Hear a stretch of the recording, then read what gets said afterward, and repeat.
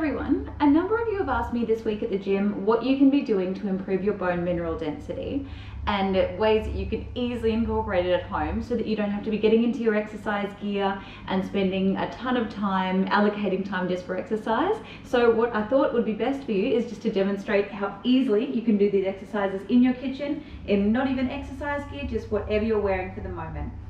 So when we're talking about bone mineral density, there are a few factors that we need to be focusing on. So we need to be focusing on building your muscular strength, as well as improving your balance and coordination, and finally improving your posture. As we find that a lot of spinal fractures tend to occur when we're in a forward flex position, and you may have friends that you find that they're slowly starting to hunch forward, more and more forwards. So what you want to be doing is working on maintaining a really upright posture, as well as improving your muscular strength and really working on that balance every day, even when you're not at the gym. So I've got a few exercises that will target all of those factors, and you can simply do them in your kitchen at home, no extra equipment required. So we'll get started right away. So the first exercise that I'm going to get you to do is simply marching on the spot. Now you'll see here that I'm actually making a bit of noise with my feet. So what I'm trying to do here is actually get a solid stomp in. It's not a quiet stomp. It's not gently just standing on the spot. You really want to get some impact going right up through those big large muscles and through those great big bones in your legs, so that it's going through the greater trochanter of the hip as well. So really marching on the spot. If you don't have much time, just go for about 20 seconds, but if you have got a little bit of time, so you're waiting on the oven or waiting on the microwave, go for about a minute if you can. You might even feel your heart rate raising a little bit here, and that's fine. If you're worried about your balance, just use the kitchen countertop just to maintain that balance a little bit there.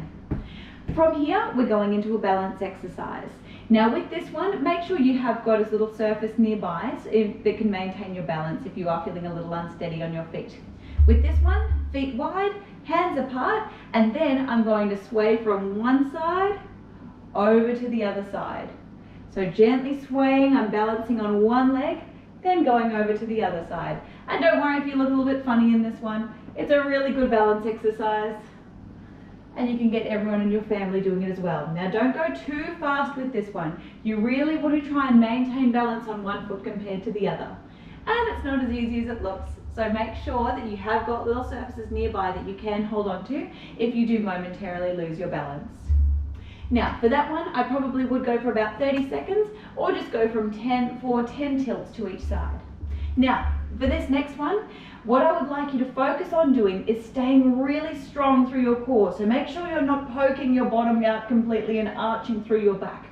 With this one here, I'm going to take my right arm right up overhead and my left leg back behind me and alternate. Now you'll see here, I can use the countertop to maintain my balance if I'm feeling a little bit unsteady on my feet.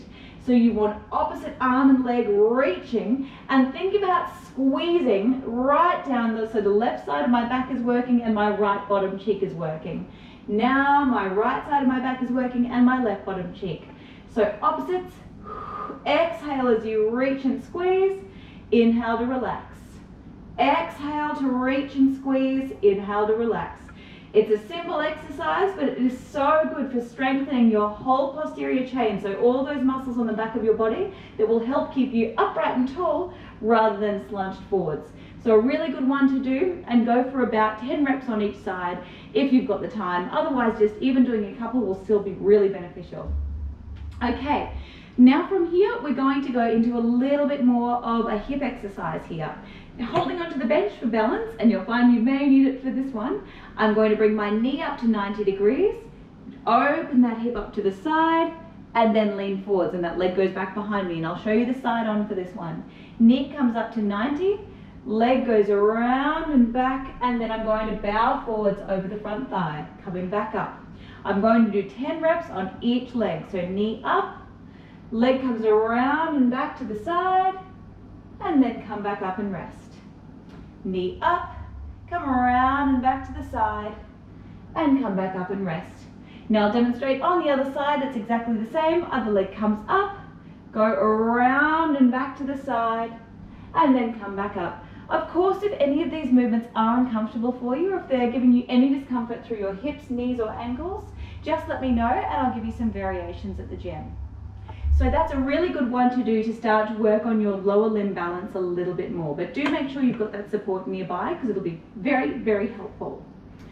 Next movement here, we're working on our muscular strength a little bit more. Now you can do this when you've got 30 seconds on the microwave left to go, or if you're just about to serve dinner and you've got a tiny bit of time to throw in some push-ups. You can do this at any time of the day. Remember, these exercises do not have to be done in sequence. They are all truly beneficial even by themselves. So I would go for about 10 to 15 reps here if I can. And you'll see here, I'm tucking my tailbone just a little bit. I don't want you to let your hips sag towards the bench. Stay strong through your back, keep your shoulders back and down, bring your chest to the bench and then push away. If that's too much, you can come a little bit closer towards the bench and bend the knees a little bit as you come into the push-up. It makes it a lot easier and it's a little less loading on the shoulders. Make it even harder by stepping even further away. And you'll be working your chest and your triceps that little bit more. Straight from push-ups into squats. So holding onto the bench for a little bit of support, squat down low and then a little twist, come right back up on your tippy toes. Squat down low, use the bench as support, stand right up on your tippy toes. You'll see here my knees aren't coming forwards. I'm really sitting back into that imaginary chair and my bench is here to help me in case I lose my balance. So poke the bottom out, keep a broad chest, right up on the toes. Go for about 10 to 15 of those little squats as well. Now, getting into the fun ones, the impact training. So, hands on the bench for a little bit of support. You can do this on the back of the couch as well. So it's an ad break, you can get up and do some heel stomps. So with this one, I'm going to come right up on my tippy toes, and then I'm going to land hard on the heels. Now, if you are already osteoporotic, just ease into this movement. Don't go too gung-ho. So you can do this in carpet, you can do it wearing shoes as well, but just lower down with a little less impact. But if your doctor has given you clearance to do more bone loading, which almost all of your doctors have, you can go a little harder with that landing. Up on the toes, land on the heels. Go for 20 repetitions here. If you would like a little bit more, we can go into hops. I would recommend having a surface nearby to hold on to. So for this one, see if you can just do a little hop. It's not much at all, and you want to be landing on the ball of your foot, not heavy on your heel. So a little hop up, land on the ball of your foot, and then let the heel come down as well. Go for 10 per side, turning around, facing the other way, up, land on the ball of your foot. And you'll see here, I'm not locking my knee at all. I'm really focusing on landing with a softened knee so that I'm not doing any damage to my joints there. Little bit different, you can go into jumps. Now with this one, I do like feet a little bit wider than hips.